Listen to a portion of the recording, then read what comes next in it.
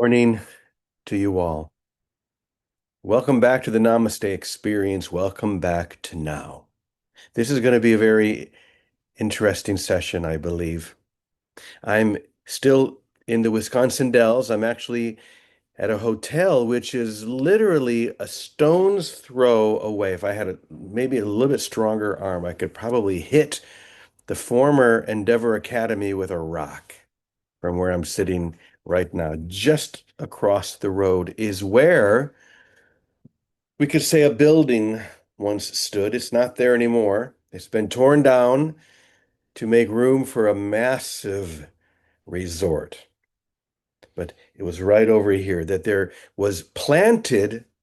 It was like planting a seed or planting a sapling that grew to such a point that the world of separation could not maintain its existence any longer, because the revelation of what that building held and the voices that were expressed there were such that the world itself was beginning to dissolve. And that makes it a sacred, holy place. Like A Course in Miracles says, the holiest place on earth is where an ancient attack, I can't remember the exact words, has become a present love. And here we are, right here in this moment. So being here this weekend, sharing with all of these amazing men and women who were together in that experience, still resonating and vibrating in that energy and that love, that radiance, is for me bringing about a new opportunity. And I want to share what that opportunity is with all of you. And that is to turn up the heat. To turn up the heat on what we are doing here. Now, some of you may immediately be thinking, but wait a minute, I like the heat right where it is on simmer.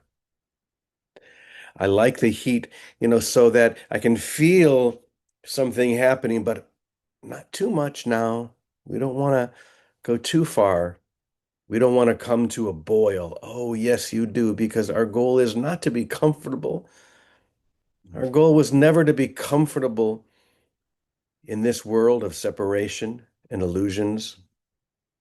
Our goal from the very beginning has been to be released from the chains that seem to hold us in place, a place where love seems a distant memory. So from this point on, I feel like this is almost like a warning. From this point on, we're going to be turning up the heat, because the experience that was engaged in right across the road here with the one that we call the master teacher and the many, many hundreds of people that came through there over the years with a single goal: to let go of that which never really held on to them and which we've never really truly held on to. The idea of separation, the idea that I could be separate from you and from everything else in this universe, in particular, the dream of separation from my divine source. So we're going to be turning up the heat, because you're really only here for one thing, and that is to be transformed through this release into holiness and grace. So here's what we're going to do to start off. By the way, I'm going to be alone here in the session today. Vicky is flying back to New Jersey. Penny is off for a week or so. She'll be coming in a few days during her journey, but looks like you're just going to get me today, which I'm excited about. It gives me plenty of time to take us right into the heart of this. So here's what we're going to do. I want to begin by sharing a simple video recording from the one that we sometimes call the master teacher. This man who, you know, sat in a particular chair right over here across the street. In fact, I'll tell you that when the meditation started, when I started the meditation 20 minutes ago, I left the hotel room, let the computer run, and I walked over there just to get the vibration of that. Even though the building itself is no longer there. In fact, where the building was is a parking lot. And so I walked over there during the meditation just to begin to absorb and to remember.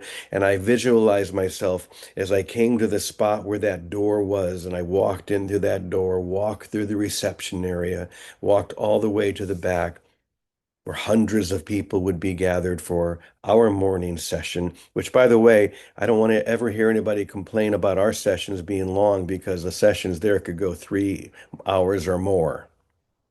But I walked back to the spot where that master teacher, dear one, would sit.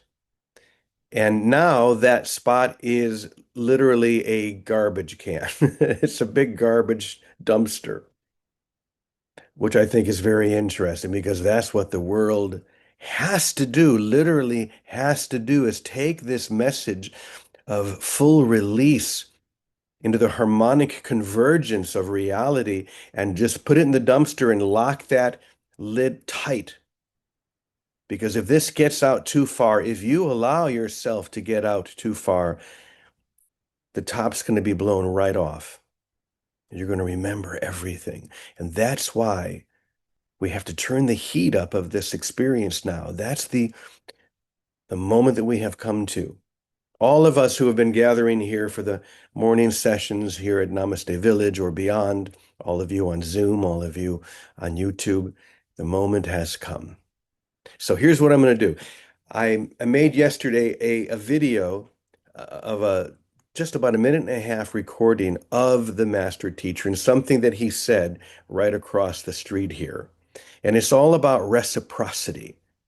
It's all about the truth that if I'm giving in order to receive, what I'm really giving to you and trying to receive is death itself.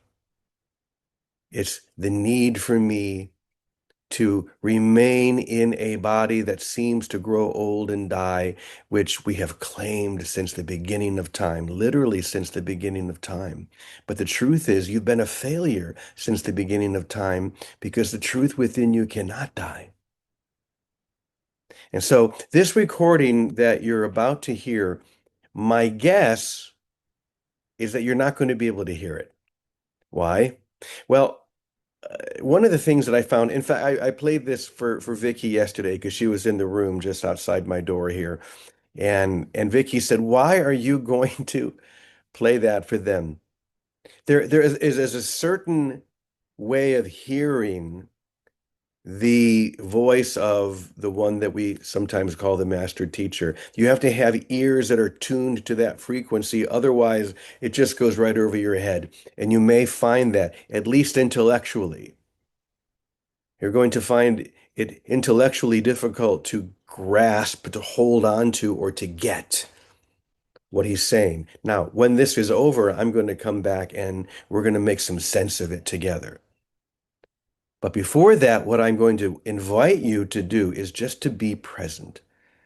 Whether you understand this or not, whether it makes any sense or not, it may sound like gibberish.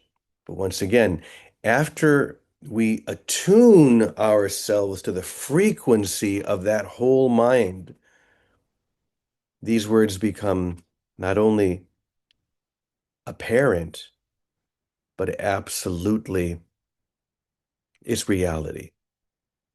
This is the real speaking to the real within you. So let me go ahead and I'm going to bring it up and we're going to share this together. So enjoy. The truth of the matter is that you can only give to yourself. But obviously, if you are in a reciprocal arrangement with what you call the haves and the have-nots, you can literally not see that.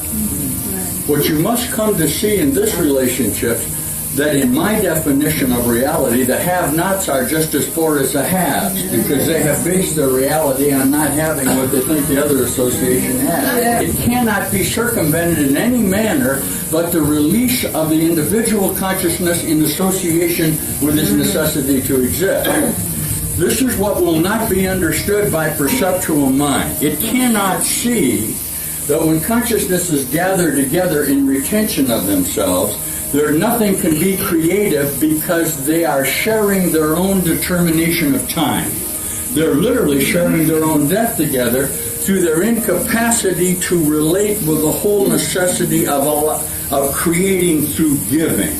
It has absolutely nothing to do with reciprocity. And the reciprocity, the idea of the bondage, literally prevents the creative energy, say, in this mind.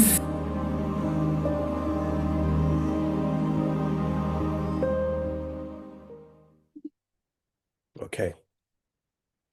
So you may be wondering, what did he say?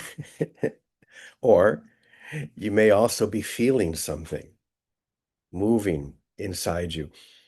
This weekend, when we were at our gathering, there were about 120 of us who had been associated at one time or another here at Endeavor Academy. And I had some time to share. And one of the things that I shared, and I may have shared it here before, that when someone, 30 something years ago, gave me an audio cassette tape from one of those sessions, and I listened to it for the first time, I felt something moving inside me. It was as if I was feeling something waking up inside me. Yes. And it reminded me of something that they said about Jesus early in his ministry 2,000 years ago. They said that he spoke with an authority as if he was in the direct experience of what he was saying. It wasn't something that he believed, it was something that he knew to be true. And that was very much the experience that we all had with the one sometimes referred to as the master teacher. He knew of that which he spoke.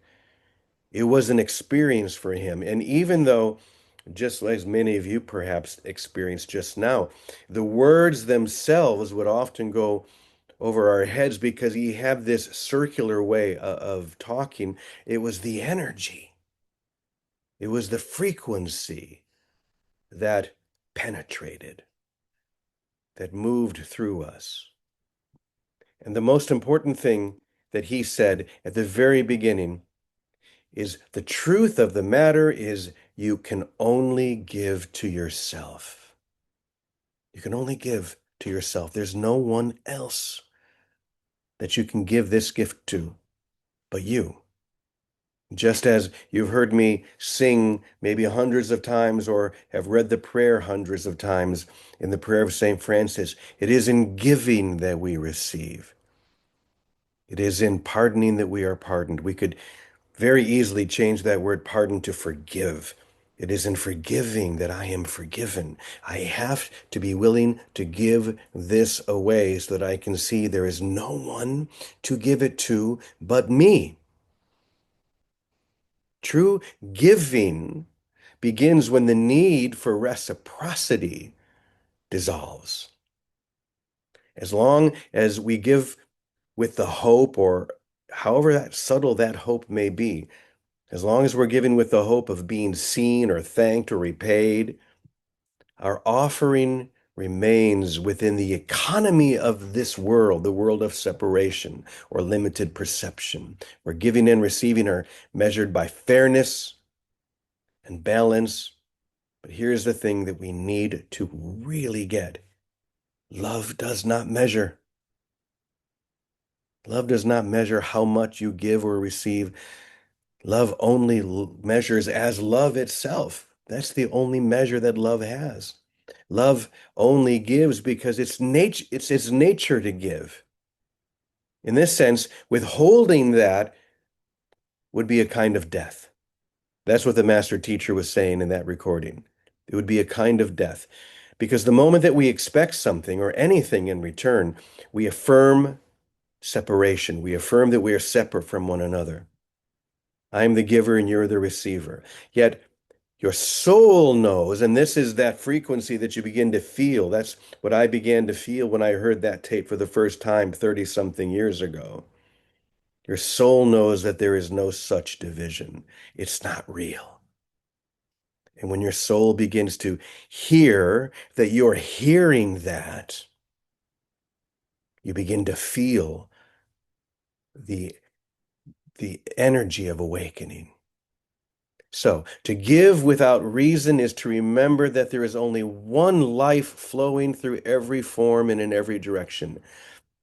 When I give to you with no expectation of return, this is the key, no expectation to return, I'm returning to myself what was never truly mine to keep.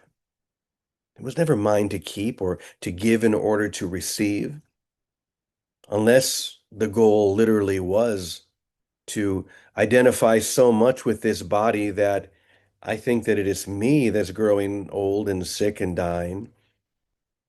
But I think each and every single one of us have come to the point now where we realize that's not who we are. That's not why we're here. So giving for a reason, even a noble one, it still binds us to the world of effects, not the reality of cause. We give to help, to teach, to comfort, to change, whatever it might be. But pure giving, or giving for no reason at all, transcends all motive. And this is something that the world that you created in your imagination can never understand. It's impossible for your mind, your ego, the separate split mind to understand this in the slightest. Your giving is not aimed at producing an outcome. Your giving is the outcome. Do you hear that? You're giving everything. This is the outcome itself. This kind of giving flows effortlessly from the recognition that there is no other. There's no one outside you. To give for no reason is to allow the divine current to pour through you, unrestricted by judgment or expectation. It's not self-sacrifice, because nothing was ever lost. It's self-revelation. Maybe we should say self-revelation with a capital S and a capital R, for the self, the true self within you to be revealed. The unveiling of the one self that needs nothing because it already contains literally everything. Okay, so let's bring it down to the simplicity of this, what seems like a very complex message or teaching, but it's not at all. Simply because the soul's deepest joy is not in being loved, but in loving. Did you hear that? The soul's deepest joy is not in being loved, but loving. Not in being filled, but in emptying. When we live in this truth, in that experience, giving becomes the natural state, just as breathing is the natural state of the body. It's easy, it's natural, it's automatic. Money, time, and affection, forgiveness, all of it becomes the same act of extension, extending the truth of who you are and have always been and forever will remain. The same joyous outpouring of that radiant self that you are. And in that giving, the illusion of mine and yours, all of that suddenly fades. We realize that there is no loss, for nothing ever really leaves the whole. How could it? I'm not giving to another, I'm giving to myself. And in that realization, the entire world becomes a single heartbeat, beating in rhythm with the divine. So, what does it ultimately come down to? Everything that we heard the old man say, or anything that we're hearing right now, is simply this: to give for no reason, because that's how God gives. There's no reason for it. I'm not giving in order to get something back from you. There's no reciprocity. The sun doesn't shine because it hopes to be thanked for its shining. The river does not flow because it seeks reward for its flowing. They give because that's what they are. That's just what the sun and the river do. They shine, they flow just as you shine and flow. And when the human heart awakens to that same pattern, it becomes the radiant mirror of divine generosity. Reciprocity just automatically and easily dissolves not because love is one-sided, but because it's infinite. In the end, there are no unequals, only the one giving itself to itself. Only the one giving itself to itself, endlessly, joyfully, without beginning or end. Now, here's the thing. You have to do this all the way. There's no such thing as a halfway. That's why we're turning up the heat. That's why we're taking this to the highest possible level in perception that we can. I had a funny experience yesterday.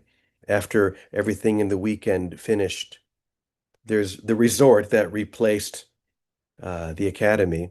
It's an enormous place. It must have thousands of rooms, buildings everywhere.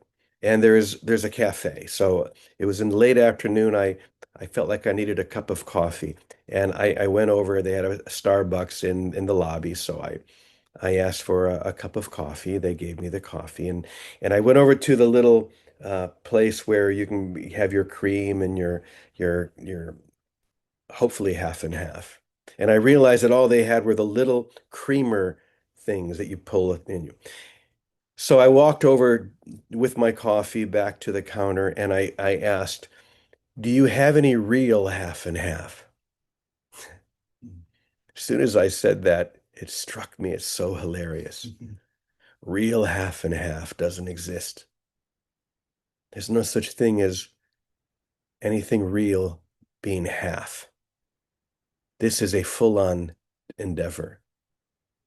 This is giving everything, not in a way that anything is lost. You see, that's the trick of the split mind, is to try and convince you that when you give, you lose something, and the opposite is true. The more you give, the more full you become. So give everything. Hold back nothing. You've heard this teaching 1,000 times before. All we're doing now is turning up the heat of it so that you become just a little bit less comfortable sitting in the thought patterns of, well, I'll give this much, but not that much. I'll give a lot, but not everything, just in case. Just in case what? Just in case you need it as you grow old and sick and die. I mean, that's what the ego believes. The holy, perfect child of God cannot grow old, sick and die. And that's who you are right here, right now. So either get that or come back 1,000 more times, and you're going to get it at one point or another. The only question is, why not right now?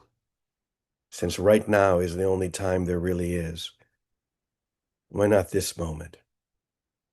So here we are, sitting just a few feet from this holy spot. I remember back in the day at the academy, there used to be this idea, and even though it was like an idea out of time, it wasn't a concrete physical reality, but the idea was that one day the vibration and the frequency of what was happening there was going to increase to the point that the perceptual world could no longer hold it in place, and there would just be this great dissolve, and there would be like a crater or a kind of a hole where we once were. Well, guess what?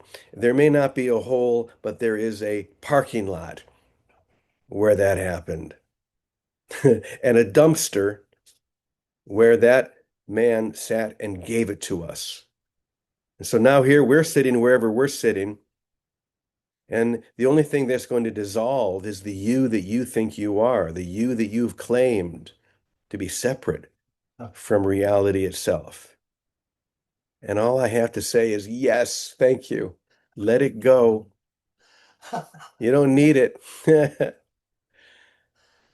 It's such a simple teaching. Now we just have to sit in the discomfort for a moment that this is real, that I do and can and want to give everything to everything. And in doing so, everything is mine. And to that we say, Amen, Amen, Amen, y punto. Thank you, everyone. Have a blessed day. Vicky's going to be with you tomorrow. I think Penny will be with you as well. I'm going to send this to them so they can just piggyback right on top of it and keep the heat burning nice and hot. We love you. Have a beautiful day. Namaste.